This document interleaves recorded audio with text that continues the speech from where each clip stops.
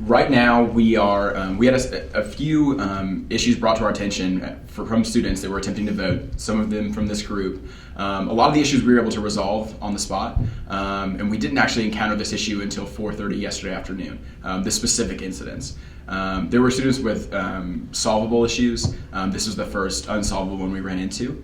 And so the reason we're having to wait until tomorrow is because we actually have to pull this exact list to make sure that we're including just these students with this very specific issue and incorporate them into their very own ballot and only allow them access. That way we're not allowing any student that shouldn't have the right to go in and vote after the period, and we're just allowing these students that have this very specific incidence to have the opportunity to vote tomorrow. So we're trying to be as thorough as possible to make sure that it's only those students allowed and it remains just within that group.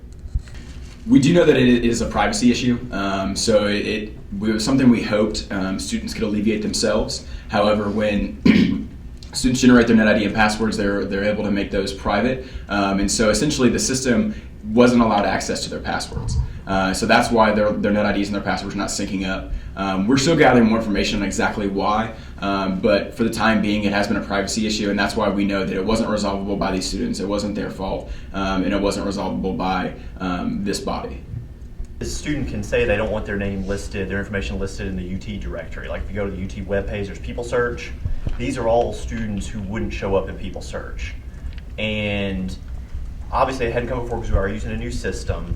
And in essence, the OIT privacy settings were so good, it didn't allow their password to feed into the system. Right now, we're slated to generate the same ballot and make it available to these students that have this specific incident, and allow them the opportunity to vote tomorrow between the hours of 8 and hopefully end the election by 3 o'clock.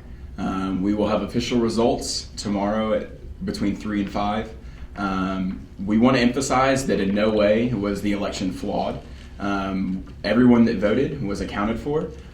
We just want to make sure that as a body we're making this as fair and as equal as possible, and we don't want to deny any student that wants the opportunity to vote. We want to make sure that they have that opportunity. So if it's a technical error, we want to make sure we can resolve that. So at the end of the day, we can say that this election was complete, it was fair, it was equal, and we've accounted every student that wanted to vote. It's important to emphasize that we're not completely reopening the SGA election. We're not extending the deadline for all of the University of Tennessee students. It's just this very specific group.